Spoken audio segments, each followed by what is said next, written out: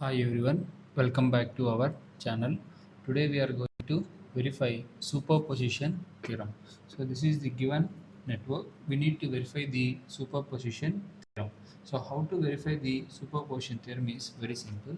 So here we have two types of sources. This is voltage source 1, this is voltage source 2. So now we can automatically apply more than one voltage source is there. We can apply our superposition theorem.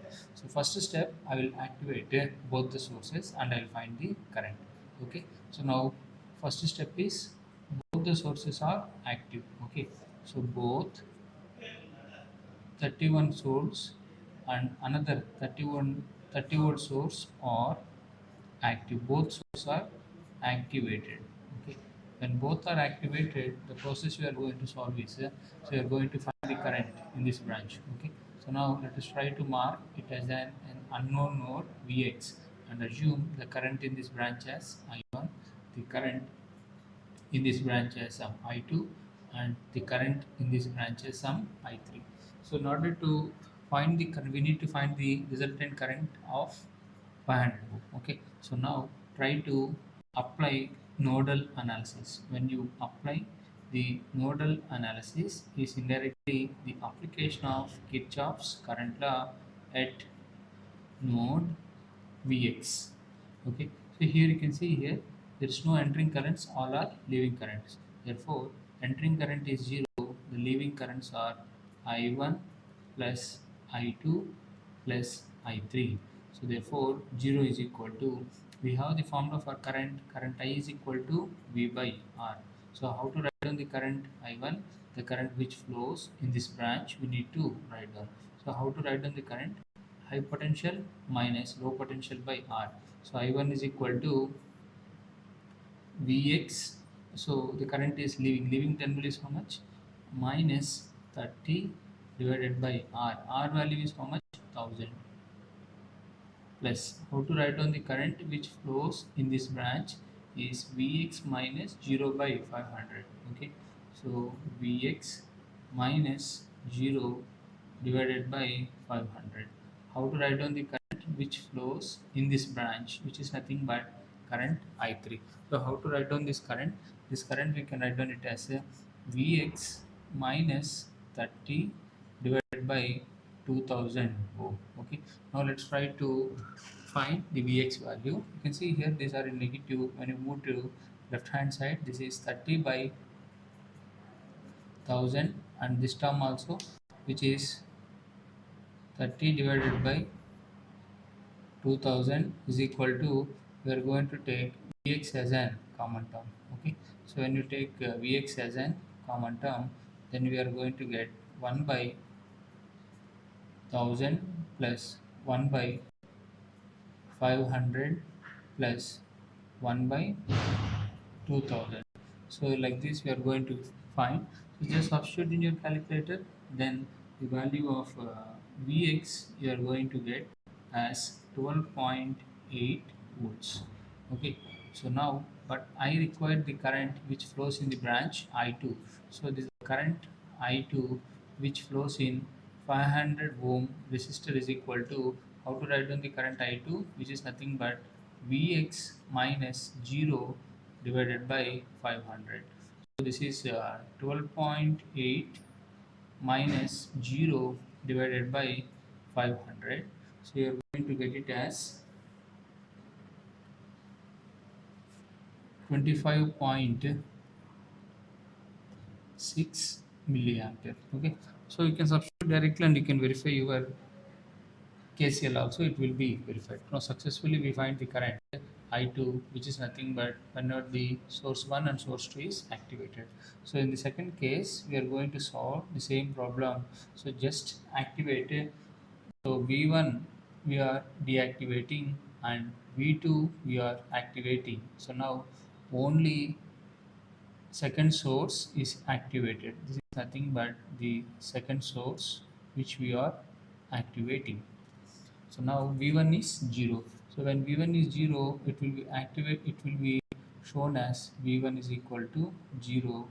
And here we are having a 1000 ohm resistor and here we are having an 500 ohm resistor, and here we are having an 2000 ohm resistor, and here we are having an 30 volt source. This is a 30 volt source, this is 2000 ohm resistor, this is 500 ohm resistor, and similarly this also will act as a node, an unknown node I1.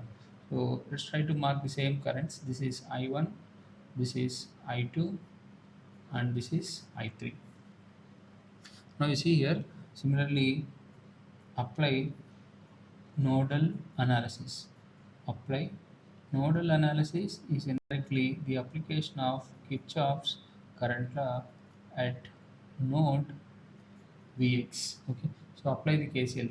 So when you apply the KCL, so entering is equal to 0, the leavings are I1 plus I2 plus I3. So 0 is equal to, how to write down the current I1?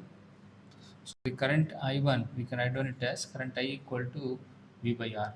Okay, so how to write down this current which flows in this branch? This current we want to write down. Okay, so how to write down this current I1 is, so it flows, this is positive terminal and this is 0th one, so it is Vx minus 0 divided by R is how much, 1000, plus I2, so the current which flows in this branch, I2 can be written as V by R, Vx minus 0 divided by 500, plus, how to write down the current which flows in this branch, which is nothing but Vx minus 30 divided by 2000. Okay, so now segregate and find out Vx. This is nothing but this term will move to left hand side, then you are going to get 30 divided by 2000 is equal to, this is Vx, Vx, Vx.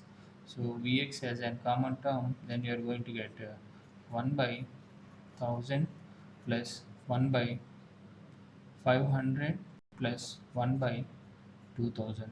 Just use your calculator. Here you are going to get 0.015 is equal to Px of 3.5 into 10 to the power minus 3. Therefore, Vx is equal to 4.28 volts.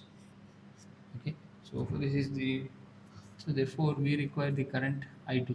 So this is the current I2 which flows in 500 ohm resistor, which is nothing but Vx minus 0 divided by 500, that is equal to 4.28 divided by 500. Okay, so when you do it, then you are going to get as 8.56 milliampere. So same procedure we are doing, just by activating this source and by deactivating this source, you can see here. So now third step we are doing, so we are making input source V1 equal 30 volt source is activated, and V2 is equal to 0 volt source which deactivated.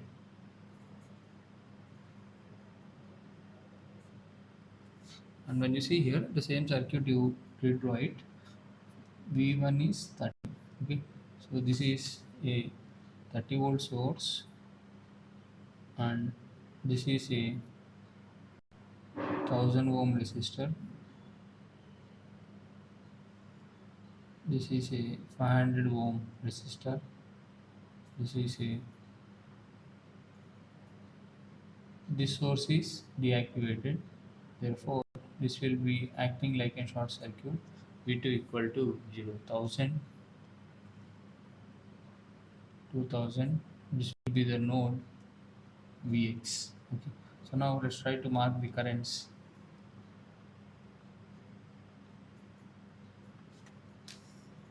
Mark these currents as I1, I2 as well as I3. So when all three currents are leaving, let's try to apply nodal analysis. Apply nodal analysis is indirectly KCL at node Vx. So when you apply the nodal analysis at Vx, you can see here there is no entering current, all are leaving currents. 0 is equal to I1 plus I2 plus I3. So 0 is equal to I1. So how to write down the current I1?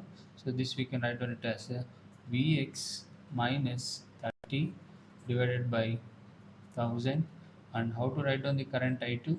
So I2 I can write down it as Vx minus 0 divided by 500 plus Vx. How to write down the current I3? So Vx minus 0 divided by 2000. Okay, so move this term to right hand side, which is 30 divided by 1000, and take these terms as common term. So Vx is common, which is 1 by 1000 plus 1 by 500 plus 1 by 2000. Okay, so when you do it, then you're going to get this value as 0.03 Vx, and this we are going to get it as 3.5 into 10 to the power minus 3, and just use your calculator. Therefore Vx you are going to get 8.5714 volts.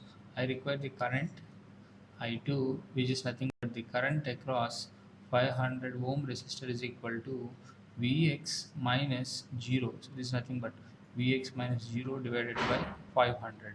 Vx is 8.5714 divided by 500. You are going to get the current. Okay, so which is nothing but 17.14 milliampere.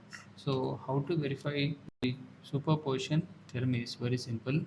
So here you can see here, so this is the total current. So total current is nothing but I is equal to I1 plus I2. Okay, so here you can see here the current is flowing from top to bottom. Here also the current is flowing from top to bottom. Therefore this is nothing but I1 plus I2. Total current when both sources are activated is 23.6 is equal to I1 is 8.56 plus 17.14, approximately 17 plus 5. So we are going to get 25.6. So this is how we are going to validate, or we are going to verify the superposition theorem. Okay, so the concept of superposition theorem is whenever more than one position. So here you can see here how many positions we are having. So this is position 1, position 2. So this position we activated, and this we had deactivated, and we had find the current. And later what I had done is this we have been activated, this we have been deactivated, and we had find the current. So resultantly the total current when both sources are activated is 25.38 milliampere. When only this source is activated is 8.6. When this source is activated is 17.4. When you add when individual sources are activated, which will be equal to the resultant current. This is the concept of superposition theorem. Okay, so this is very important theorem, and this theorem limitation is we can apply it only when you have more than one source. If you feel my explanation is good, please give a like to the video and share with your friends. And if you are watching the channel for the first time, subscribe to my channel with the name KV Thulasi Ram. And if you have any doubts, let me know in comment section. You can have any doubts, or you can discuss the doubts in the comment section, and kindly support these sort of free channels for the development of students and faculty. Thank you for your support. We'll meet in another good problems. Viewers.